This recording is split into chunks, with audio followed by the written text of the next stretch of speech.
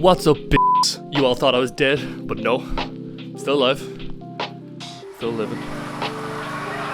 Anyway, enough existential dread. So recently the Kenney Jam was on. Now for those of you who don't know, Kenney is an asset creation group where they build a bunch of assets like, 3D models and 2D sprites and all that stuff for free usually that developers can use to make games if they want. And recently they hosted a jam where they supplied all these assets and the developers had to make a game out of it in 2 days.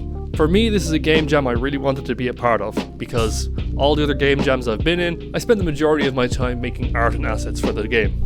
So it doesn't really leave much time for programming and game design. So I thought if I didn't have to spend so much time arting about, I'd be able to make a more complicated game in terms of programming. I also wanted to try my hand this time with making a game with someone, because I thought that again, this could help kind of increase the scope of what I was capable of doing in 2 days. Hi, can I join you? Please accept the friend request. So, let's get started with my adventures in the Kenney Jam. To get started, let's meet our partner. This is Yar. I don't really know much about Yar other than he makes video games. Alright, enough about him. When the game jam started, we saw the theme, rotation.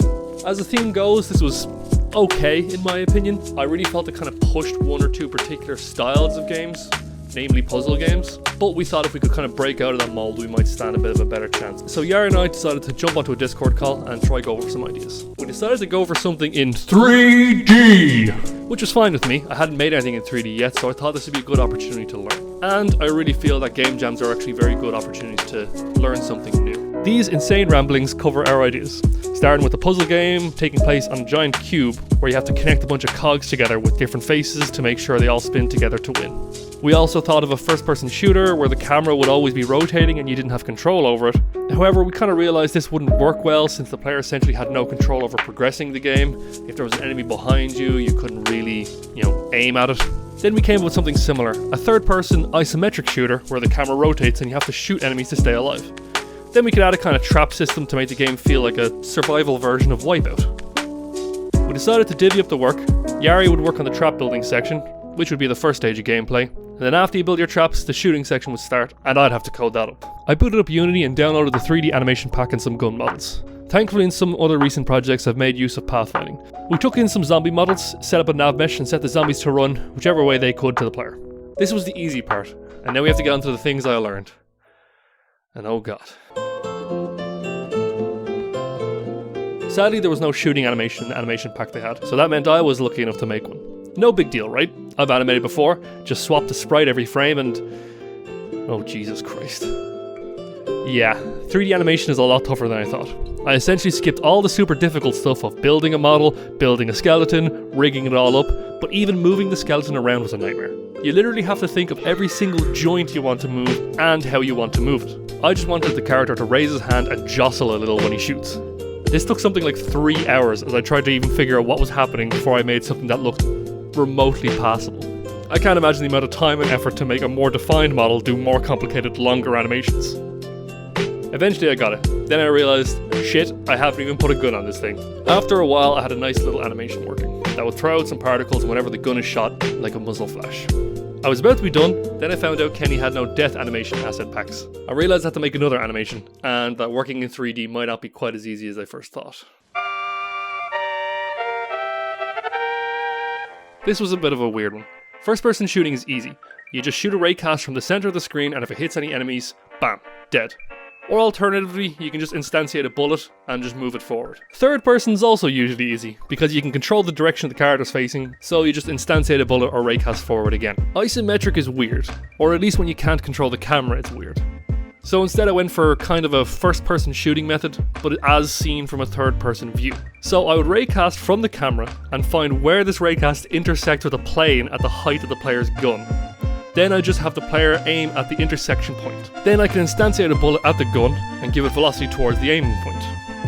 This keeps the difficulty aiming slightly above the trivial level and makes the aiming a little bit more fun.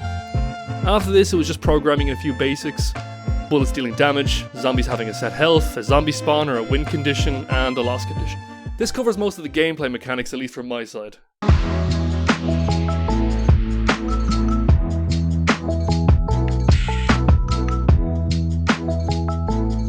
Now, it's coming down to the last few minutes. I never like submitting the last few minutes. I'd rather finalize everything about 2 hours before the deadline so you can make sure your submission gets in, and you can also do some bug testing, which is probably one of the most important parts of video game design. You don't want to end up with a Fallout situation. Only a few minor bugs can really ruin a game's feel. Sadly, this time I did not submit early. We exported the file as quick as the computer would allow, and I quickly grabbed the file and uploaded it to itch. Clicked the submit button, and bam, time was up. So first thing I did was check to see if the game worked. And of course, it didn't at all. There were no time extensions, and we didn't make it on time. I spent a few minutes checking what the problem was, and found out that someone uploaded the wrong file. Me. It was me that did that. So we didn't submit a game for the jam, but we did come out with a game, and we still learned a fair amount. This time we made a game in 3D, which was a first for me. Plus we also did our first collaboration project. I thought doing a collab would double my production rate. Sadly, this wasn't the case, because we actually spent a lot more time teaching each other small programming tricks and methods, but also we had to spend a lot of time making sure our two half games could be sutured together properly. This was a bit of a surprise for me. I thought we would actually get a lot more done than we did. But I guess it makes sense when you're working with someone you've never worked with before. You don't know what their strengths are, they don't know what your strengths are, you don't know how to properly divvy out work. So not only are you learning to make the game, but you're also kind of learning how to work with each other. I would imagine that if you end up working in teams longer, or work with the same people for a long time, you actually would see that increase in productivity between you, because you know each other's weaknesses and strengths, and you know where you can jump in to help the other person really quickly. I personally learned about the complex world of 3D animations. Now I actually found this stuff to be really cool and interesting, but I can see it taking a long time. And that's for a simple animation. Nothing like a complex animation with lots of moving parts and transitions and making it look believable, like something in Apex Legends. All in all, the project was a difficult one, but definitely an experience I would take part in again. And I'm glad to have worked with Yari, someone who I actually got on well with. It is a shame we didn't make it in on time, but as my announcer persona says, hard luck, better try next year. But that's all from me. Cheers, and take it easy.